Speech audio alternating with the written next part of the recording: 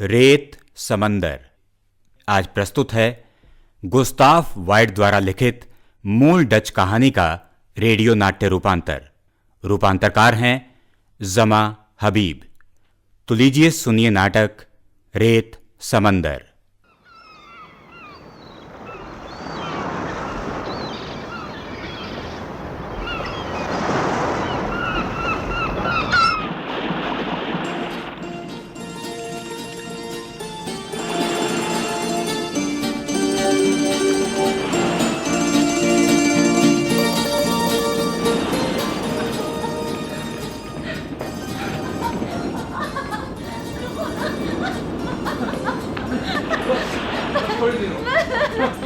बस प्लीज रुक जाओ।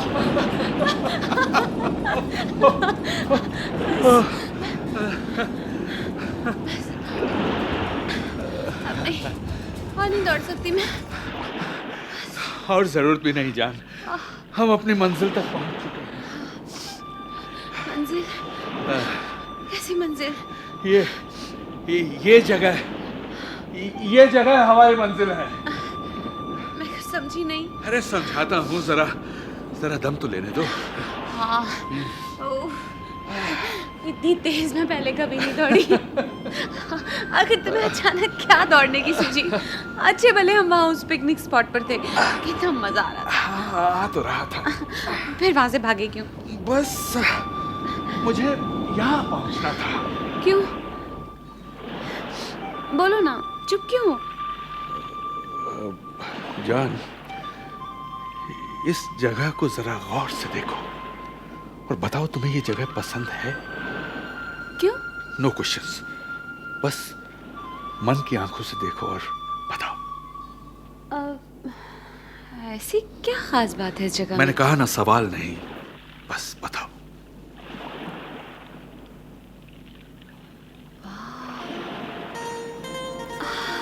It's beautiful. अरे ये तो उस पिकनिक स्पॉट से भी ज्यादा खूबसूरत है। ये साहिल, वो बड़ी बड़ी चट्टानें, वहां साहिल पर वो टूटी हुई नाव, सामने समंदर, हर चीज अपनी असली हालत में है, कहीं कोई बनावट नहीं। और वो देखो, क्षितिज की ओर समंदर पे झुका हुआ आकाश जैसे अपनी सदियों की प्यास बुझा रहा है। और सूरज की किरणों में नहाई हुई समंदर की बेचैन लहरें साहिल की चट्टानों पर कैसे अपना सर पटक रही हैं। और वो देखो, वो जहाज समंदर के सीने पे तैरता हुआ अपनी मंजिल की तरफ जा रहा है। उसके पीछे धूप में चमकते हुए बादल और ऊपर दिन भर का थका मांदा सूरज, जो बहुत जल्द समंदर की गोद में सर रखकर सो जाएगा। फिर समंदर की ये सुनहरी लहरें काली हो जाएगी और जब आकाश के माथे पे चांद की बिंदिया चमकेगी तो इन लहरों पर चांदनी की लंबी चौड़ी दूधिया चादर बिछ जाएगी। और ऊपर आकाश में उड़ते हुए परिंदों को देखो, ऐसा लगता है जैसे लहरें आकाश में भी उठ रही हो। जान, हाउ रोमांटिक, एक्सीलेंट। तुमने तो पूरी कविता कह डाली। रियली, इतनी खूबसूरत जगह के लिए जो भी कहूँ कम है। That's right. तो तुम्हें ये जगह पसंद है? किसे पसंद ना होगी भला? नहीं, मुझे बस तुम्हारी पसंद से मतलब है। रियली? तुम्हारी इन कजरारी आंखों और गुलाबी होठों की कसम।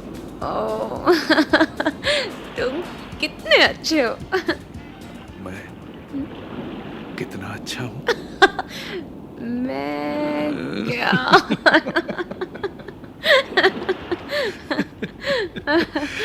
एनीवे जान, तो तुम्हें ये जगह पसंद है? पसंद है? अरे बहुत बहुत बहुत बहुत बहुत पसंद है। मुझसे भी ज्यादा? तुमसे थोड़ा कम।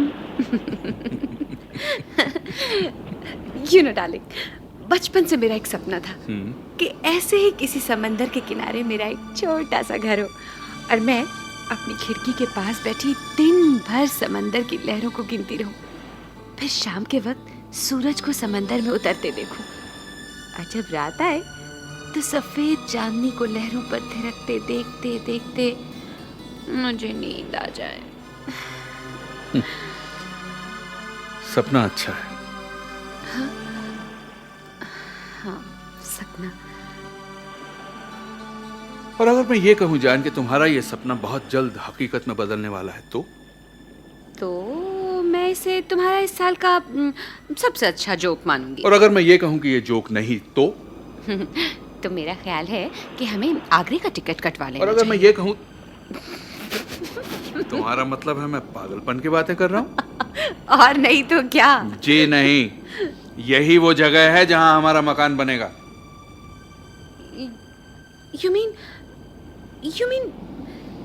यहाँ हमारा मकान बनेगा? ये समंदर के किनारे? जी। I just can't believe it. You must, क्योंकि मैं कह रहा हूं। मैं जान, देखो मेरी आंखों में झांक कर, देखो ना, इसमें ये समंदर है, इसका किनारा और तुम और मकान का नक्शा भी जो यहाँ तैयार होना है। मगर कुछ नहीं, इस साहिल पर हमारा मकान बनेगा जिसमें मैं रहूंगा और तुम।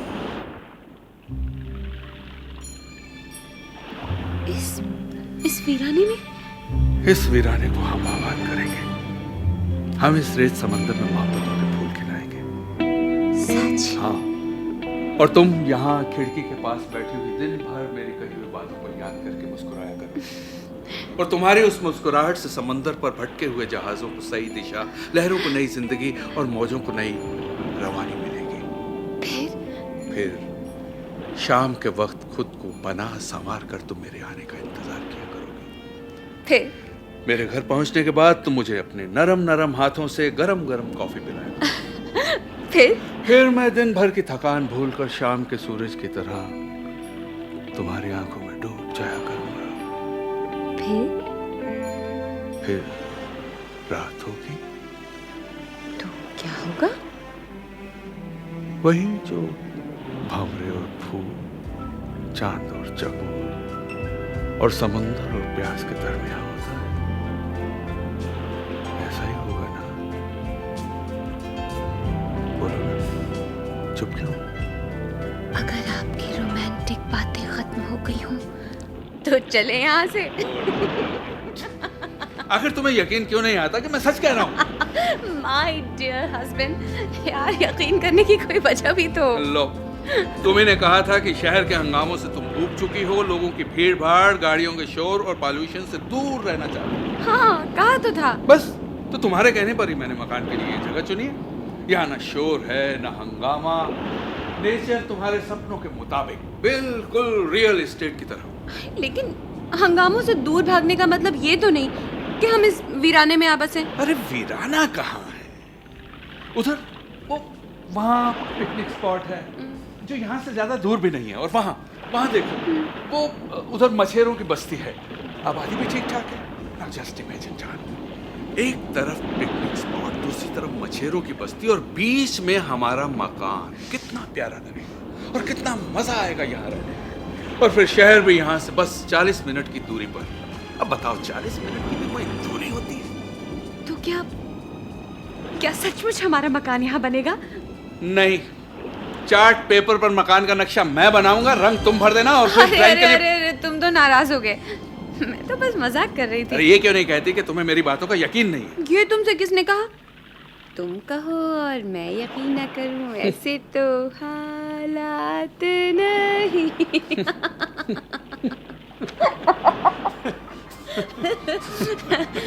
अच्छा बताओ, मकान कब तक तैयार हो जाएगा हमारा? बहुत जल्द। फिर हम अपने पुराने मकान को छोड़कर यहाँ शिफ्ट हो जाएंगे, हमेशा हमेशा। That's great. वैसे इतनी प्यारी जगह तुम्हें सूझी कैसे?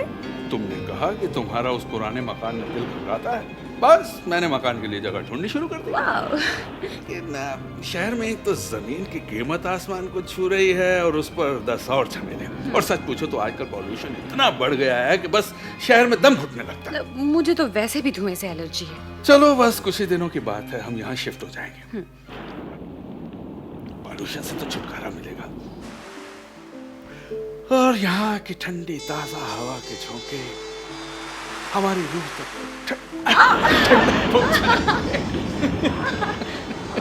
क्या हुआ? देखो, समंदर की लहरें यहाँ तक आ गई हैं। लगता है मेरी मोहब्बत इनमें समा गई है। मतलब? देखती नहीं तुम्हारे पांव चूम कर कैसी मस्ती में थिरक रही है ये लहरें। बस यही, इसके अलावा भी तुम्हें कुछ सूझता है भला? अरे वही, जिसकी तुम्हारे जैसी खूबसूरत बीवी हो उसे और क्या सोचेगा। अच्छा, बस रहने भी दो ये चोंचले। ये बताओ ना, हमारा मकान कैसा होगा? मेरा मतलब है कितने कमरे होंगे, कितनी खिड़कियां होंगी, कितने दरवाजे होंगे, मैं स्टडी कहाँ बनाऊंगी? यही डिसाइड करने के लिए मैं तुम्हें यहाँ लाया हूँ। यहाँ देखो, यहाँ से जहाँ हम खड़े हैं ना, वहाँ तक। उस बड़े पत्थर तक? नहीं, उससे आगे वो जो टूटी हुई नाव पड़ी है ना, हाँ। वहाँ तक। हाँ। वहाँ तक का एरिया हमारा है। क्या? वहाँ तक? इतना बड़ा एरिया? यस। यहाँ से वहाँ तक का एरिया हमारा है। अरे वाह, इसमें तो अच्छा खासा मकान बन जाएगा। कई कमरे निकल आएंगे। कई कमरे? हाँ, कई कमरे। रही ना औरत की औरत। अरे हमें ज्यादा कमरों की क्या जरूरत है? तो क्या इतने बड़े एरिया में एक कमरे का मकान बनाओगे? इस सारे एरिया में सिर्फ मकान थोड़ी बनेगा। फिर? वो आधे हिस्से में तो हम बाग लगाएंगे जिसमें तरह तरह के फूल होंगे, ऐसे नायाब फूल जो किसी के पास ना हो। फिर भी जरूरत के कमरे तो होने ही चाहिए। जरूरत के कमरे? जैसे drawing room, dining room, rest room, study, bedroom, guest room. Guest room? No, हमारे मकान में कोई गेस्ट नहीं आएगा। अच्छा, और अगर आ गया तो क्या से भगा दोगे? और नहीं तो क्या, मैं नहीं चाहता कि हमारे बीच कोई कबाब में हड्डी बने।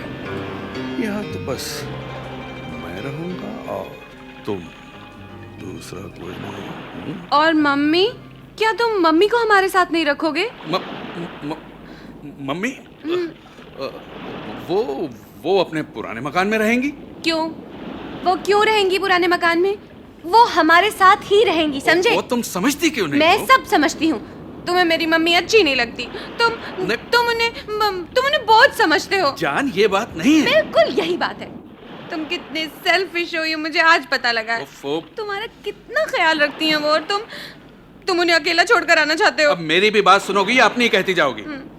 भाई, मैंने मम्मी से बात की थी, लेकिन वो अपने पुरखों का मकान छोड़ना ही नहीं चाहती। तुमने बात की थी? सच कह रहे हो? हाँ, सच, बिल्कुल। और जान, तुम भी एक वादा करो, कल जब मैं इस दुनिया में नहीं रहूंगा तो तुम भी हमारे इस मकान को छोड़कर नहीं जाओ। बस ऐसी अशुभ बातें मत करो, वरना मैं... अभी तो चेहरा गुस्से से लाल हो रहा था और अब आंखों से मोती टपकने लगे। तुम ऐसी बातें ही क्यों करते हो कि रोना आ जाए? और अगर मैं ये कहूँ कि मैं 1000 साल तक मरने वाला नहीं तो मैं हंस दूंगी।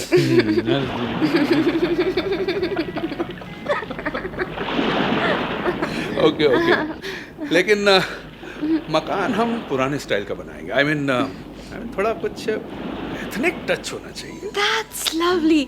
मैं भी यही चाहती हूँ। समंदर के किनारे पुराने तर्ज का मकान कितना प्यारा लगेगा। राइट। मकान की दीवारें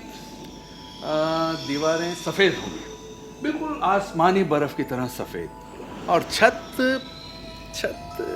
छप्पर की बनेगी। सफेद दीवारों पर छप्पर की छत? जी। Oh no, that's not the right combination. ठीक है, तो फिर तुम ही बताओ, तुम्हारे हिसाब से क्या होना चाहिए? मेरे हिसाब से तो सफेद दीवारों पर रेड टाइल्स की छत ज्यादा खूबसूरत लगेगी। टाइल्स? हैं? No, it has become very much urban nowadays. कुछ और सोचो।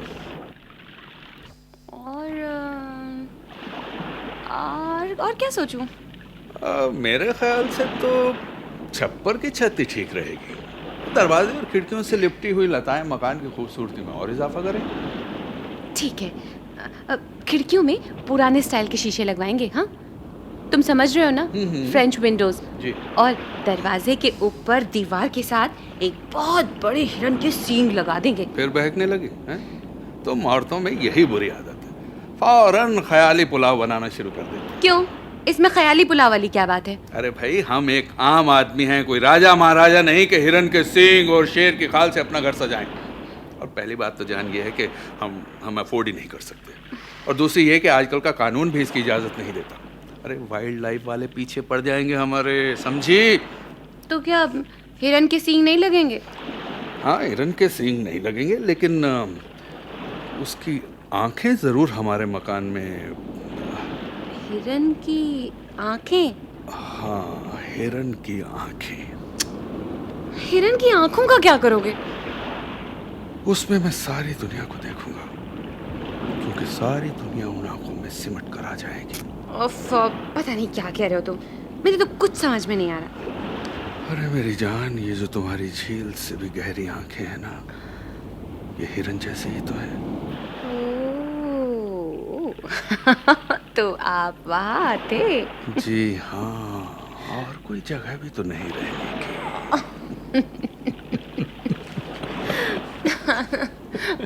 छोड़ो ना। जनाब, अगर थोड़ी देर और मुझे अपनी बाहों में लिए रहे ना तो कयामत आ जाएगी।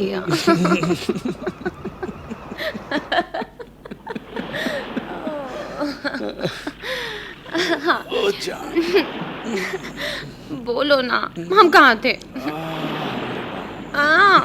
फिर वही।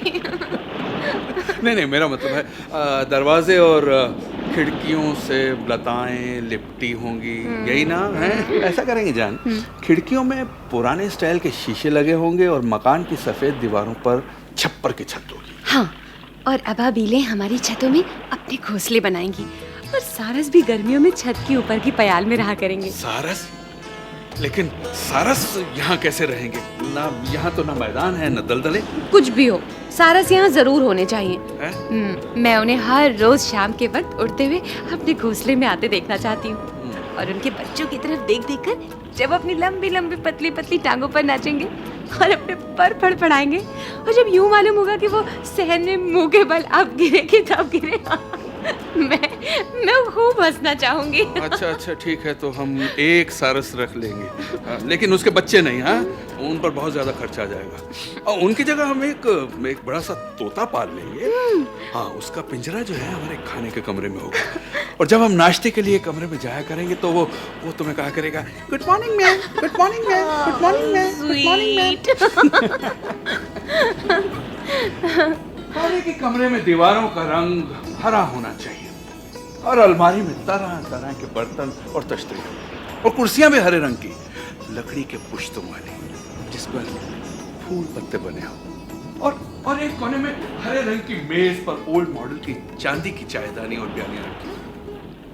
हरे रंग की दीवारें जी, हरे रंग की कुर्सियां जी, हरे रंग की मेज। तुम क्या ग्रीन रेवोल्यूशन लाना चाहते हो? क्यों हरा रंग तुम्हें पसंद नहीं है? मगर खाने के कमरे में हरे रंग की कोई गुंजाइश नहीं। यार जरा सोचो, खाते वक्त भी ऐसा लगेगा जैसे हम ऑपरेशन थिएटर में बैठे हों। अच्छा, ठीक है, तुम ही बताओ कौन सा रंग चाहते हो? भूरा। भूरा? तो ओके, खाने के कमरे के लिए भूरा रंग डिसाइडेड। Thank you. अच्छा सुनो, ड्राइंग रूम कैसा होगा? ड्राइंग रूम,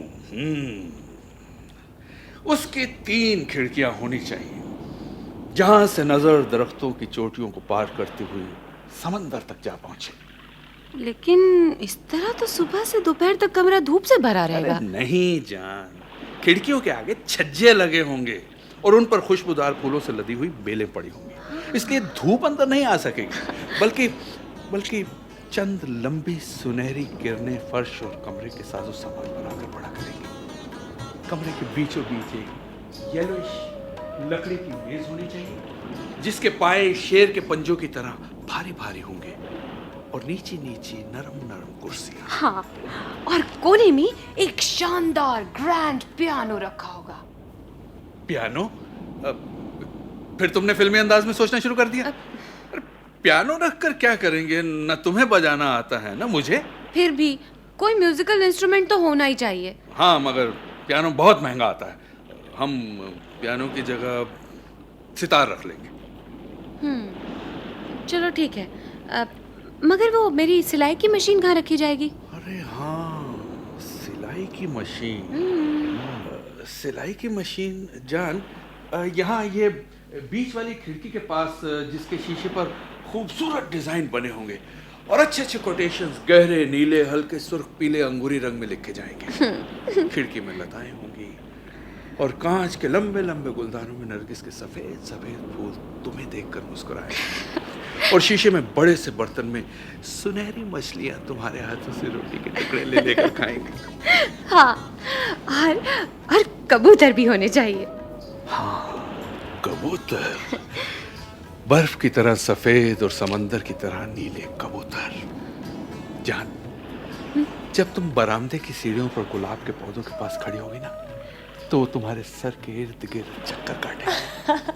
तुम्हारे सर पर, कभी कांधों पर और कभी हाथों पर आकर बैठ जाएंगे और तुम उनकी तरफ दाने फेंका करोगी और खुश होगी। सुनो, रेस्ट रूम और तुम्हारी स्टडी, उसका क्या करोगे? रेस्ट रूम का रुख मेरे ख्याल से पूरब की तरफ होना चाहिए। हाँ, और उसकी खिड़की के बाहर नारियल का एक बहुत बड़ा दरख्त हो, जिसके नीचे नरम नरम हरी हरी घास पर बेत की आरामदेह कुर्सियां बिछी हों और हम नरम नरम धूप का मजा ले सकें। अच्छा सुनो, रेस्ट रूम का फर्नीचर कैसा होगा? भाई ये फैसला तुम खुद ही कर लो, क्योंकि ये तुम्हारा कमरा होगा। नहीं, तुम ही बताओ ना। ओके, मैं ही बता देता हूँ। रेस्ट रूम की हर चीज सफेद होगी। बिल्कुल। सफेद फर्श, सफेद मेज, सफेद कुर्सियां, दीवारों पर भी सफेद वॉलपेपर होंगे जिसमें लाल गुलाब प्रिंट होंगे। खिड़कियों के पर्दे भी फर्नीचर से मिलते जुलते, यानी कि सफेद। कमरे के बीचों बीच हम मेज रखेंगे और उसके ठीक ऊपर हम वो झाड़ लगा देंगे जान, जो हमारे पास मौजूद है। हाँ। और उस झाड़ के मोती जब सितारों की तरह चमकेंगे तो बस रेस्ट रूम किसी जन्नत से भी ज्यादा खूबसूरत मालूम होगा। और जान, आतिशदान? आतिशदान? उसकी क्या जरूरत है? क्यों? जाड़े के मौसम में हम क्या करेंगे?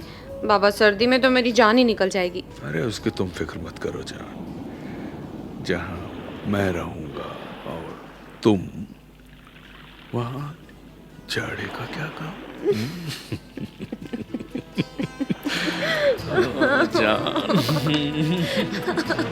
छोड़ो भी बाबा, मैंने तुम जैसा दीवाना नहीं देखा। अपनी बीवी से भी ऐसे बातें करते हो जैसे मैं कोई तुम्हारी नई नई गर्लफ्रेंड हूँ। जान, दरअसल मजनू, रोमियो, रांझा, फरहाद मेरे पूर्वजों में से थे। इसलिए उनका कुछ तो असर मुझ पर होना ही चाहिए। तो फिर उनकी तरह तुम भी दुनिया वालों से दूर जंगलों में क्यों नहीं जा बसते? तो क्या, आजकल मॉडर्नाइजेशन का जमाना है जान। पहले रांझा बांसुरी बजाता था, आज के आशिक गिटार बजाते हैं। फरहाद ने पहाड़ खोदकर दूध की नहर निकाली थी, आज के आशिक डेयरी फार्म खोलकर बैठ जाते हैं। मजनू साहब सेहरा में भटकते थे, आज के आशिक किसी बार में बैठकर मुकेश के गाने या गुलाम अली की गजलें सुनते हैं। बस, अब तुमसे बातों में कोई नहीं जीत सकता। अरे गर्लफ्रेंड समझता हूँ ना, इसलिए। अगर कहीं पत्नी समझता तो मेरी बोलती बंद रहती। अरे देखो, सूरज अब डूबने लगा है। अब बस तुम्हारी स्टडी रह गई है और हमारा बेडरूम। जल्दी जल्दी उनका भी फैसला कर दो ना। Oh yes yes. स्टडी मकान के पश्चिमी कोने में होगी। देखो वहाँ, जहाँ से मैं दूर तक क्षितिज में फैली शाम की लालिमा देखा करूँगा। इसमें एक बहुत बड़ी सी खिड़की होगी, गोथिक स्टाइल की। उस पर एक भारी पर्दा लटक रहा होगा। कमरे में बड़े बड़े राइटर्स, पोएट्स और फिलोसोफर्स की तस्वीरें होंगी, यहाँ वहाँ। आगे भी तो कुछ बोलो। हाँ, इन चीजों के अलावा उस कमरे में एक चोर दरवाजा भी होना चाहिए। क्यों क्यों? जब चाहो एक बटन दबाओ और किताबों की अलमारी आगे से हट जाए। ओह, मगर ये दरवाजा खुलेगा किस तरफ? नीचे एक सुरंग की तरफ। सुरंग? देखो, अब तुम फिल्मी हो रहे हो। टोको मत, यही सुरंग हमारे कमरे को जाएगी जहां तुम लेटी हुई होगी। अच्छा, हाँ, तुम लेटी हुई इंतजार कर रही होगी मेरा, और सिर्फ एक छोटा सा लैंप तुम्हारे सिरहाने की तरफ संगे मरमर की मेज पर चल रहा होगा, और तुम बाहर अंधेरे में टकटकी बांधे देख रही होगी। रुक क्यों गए? बोलो ना। तुम मेरे पांव की आहट पर कान धरे अपनी बड़े बड़े ख्वाबीदा आंखों से बाहर की तरफ देख रही होगी। फिर तुम चोर दरवाजे के खुलने की आवाज सुनोगी और मुस्कुराते हुए अपनी कोहनी का सहारा लिए जरा उठकर उस खटके पर कान लगाओगी। फिर तुम्हें मेरे दबे पांव चलने की आवाज करीब और करीब और करीब आती हुई सुनाई देगी, और तुम जल्दी से झूठ मूठ अपनी आंखें बंद कर लोगी। फिर आहिस्ता से दरवाजा खुलेगा। तुम्हारे चेहरे पर कोई अपना चेहरा झुका देगा और एक हल्की सी चीख सुनाई देगी, हल्की मीठी सी चीख, और तुम अपनी बाहें मेरे गले में डाल दोगे और मुझे अपनी तरफ खींचकर फेंकता प्यार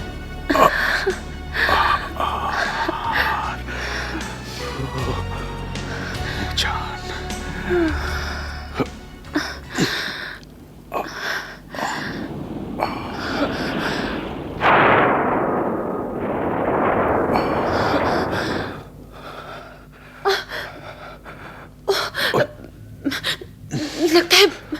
लगता है बारिश होगी।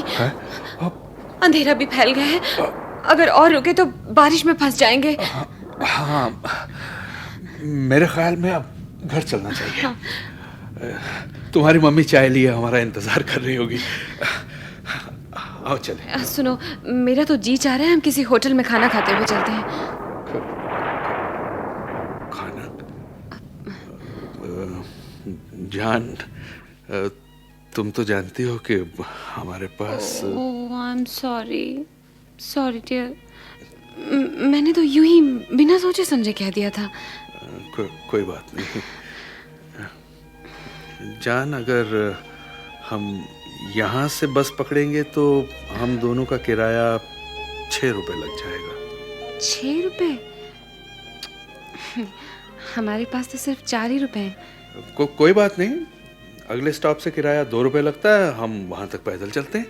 हाँ, इस तरह बारिश में भीगने का मजा भी आएगा। हाँ, और बारिश में भीगने का तो मजा ही कुछ और होता है। और क्या। चलो।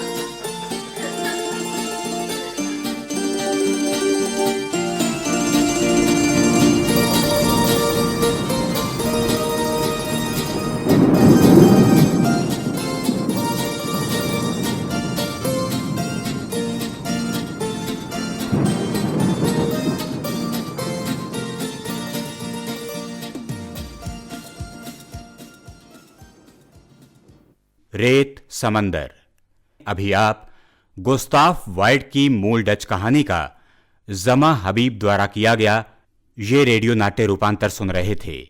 नाटक के निर्देशक थे दानिश इकबाल।